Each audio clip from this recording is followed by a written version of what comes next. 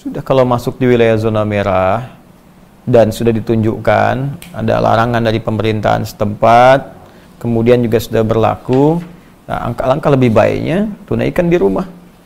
Ya, tidak perlu memaksakan ke masjid. Ya, apa hadis yang terkait dengan ini? Nabi SAW pernah menyampaikan dalam hadis riwayat sahabat Abu Hurairah radhiyallahu taala anhu, Nabi menyampaikan, "Idza maridal 'abdu aw safar kutiba lahu mithla ma kana 'alaihi muqiman sahihan." Ya, jika seorang hamba sakit atau sedang dalam perjalanan, ya, atau dalam kondisi tidak bisa memungkinkan menunaikan amalan rutinnya karena kondisi tertentu, ya, maka dia mendapatkan pahala yang sama dalam kondisi dia sehat dan mukim, walaupun mengerjakan amalan tidak seperti mulanya. Contoh paling gampang begini. Ada orang biasa ke masjid, kaki sakit, gak bisa ke masjid, dipaksakan sulit, ya, sulit sekali. Maka dalam hal dia sholat di rumah, itu pahalanya sama dengan kebiasaan dia sholat di masjid, dihitung sama. Safar, saya mau ke Bandung, macet luar biasa, lalu saya istirahat di kilometer 57, ya, saya sholat jamak qashar, bahkan zuhur asar disatukan, dua, bahkan nggak sholat sunnah, ya, itu kebiasaan saya tetap dituliskan serupa, pahalanya tetap sempurna, sunnahnya dituliskan karena kebiasaan kita sebelumnya. Jadi jangan khawatir kalau ada memang yang sudah terbiasa ke masjid, pasti ada kerinduan, pasti itu, ada pengen, rindu, ya, sudah ada kebiasaan, tiba-tiba memang di situ isunya luas, tersebar, zonanya merah, bukan hanya zona merah, kadang-kadang zona kan dibuat umum, ya, misalnya sudah ada suspeknya, nggak bisa diprediksi apa seperti apa, jadi dia tunaikan di rumah, ya, apalagi khawatir, ya, misalnya kalau ke masjid saya khawatir, ya sudah di rumah, ya, tapi dalam kondisi ini pun tetap di masjid itu ada yang bertugas untuk adzan, ya, dan yang standar di situ untuk memakmurkan masjidnya, jadi jangan sampai ada kalimat nutup masjid, aneh itu.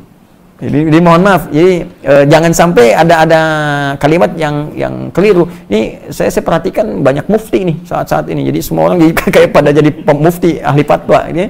Padahal kan tempatkan pada tempatnya. Jadi bukan menutup masjid.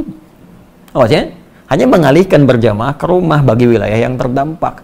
Ya, cuman yang adzan yang tinggal di masjid ya tetap adzan di situ, imam rawatib di situ yang tinggal.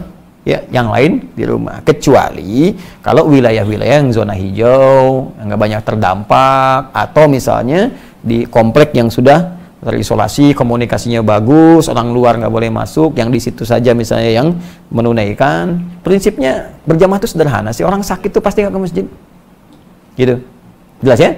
Jadi saya kira sangat jelas. Anda khawatir, Anda tidak perlu ke masjid, tetap tunaikan di rumah, ya, dan jangan memaksakan. Kalau nanti tersebar di wilayah itu jadi berbahaya, kecuali dalam kondisi-kondisi yang tadi zona hijau, apalagi misalnya di pedalaman, ya, jangankan corona aja ya, misalnya yang lain aja nggak kenal, misalnya kan nggak ketemu, masa mau nutup masjid, kan aneh juga gitu ya. Jadi dilihat daerah-daerahnya dan disesuaikan dengan kondisi di lingkungan kita. Semoga Allah segera mengangkat musibah ini dan kita bisa belajar hikmah yang paling besar dari situ. Ya, sebetulnya begini, kita harus banyak merenung ya. Kenapa Allah sampai mengeluarkan kita dari rumahnya? Antum biasa main ke rumah saya bilang jangan datang. Lama gitu. Ya. Kira-kira perasaan antum gimana? Hah? Bukan karena kangen, Anda pasti akan bertanya, saya salah apa? Ya. Kamu gak usah ke rumah saya dulu deh. Ya kan? Pasti Anda akan bertanya, saya salah apa? Sekarang Allah lewat fenomena ini meminta kita keluar dari rumahnya. Sebagian tempat, banyak tempat. Jadi orang yang imannya sadar pasti akan bertanya, ya Allah, saya salah apa gitu? Apa yang saya perbuat selama ini? Atau apa yang salah di lingkungan saya? Karena kadang kita nggak salah karena tapi ada perbuatan lain yang dikerjakan oleh satu orang yang lain berdampak. Ya. Ada yang demikian sifatnya. Orang mabuk berkendaraan, yang mabuk dia, cuman kendaraan nyasar sana sini, yang ketabrak orang banyak.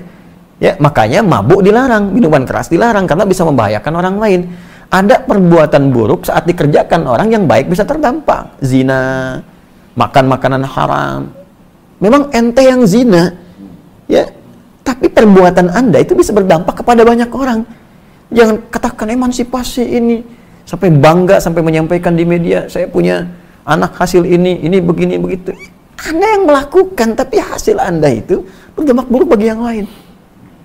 Makanya saya pikir ini waktu yang pantas untuk bertobat untuk kita semua. Ya, malam bangunlah. Minimal satu-satu di antara kita itu bertobat, minta sama Allah, minta ampun, ya Allah ampuni saya.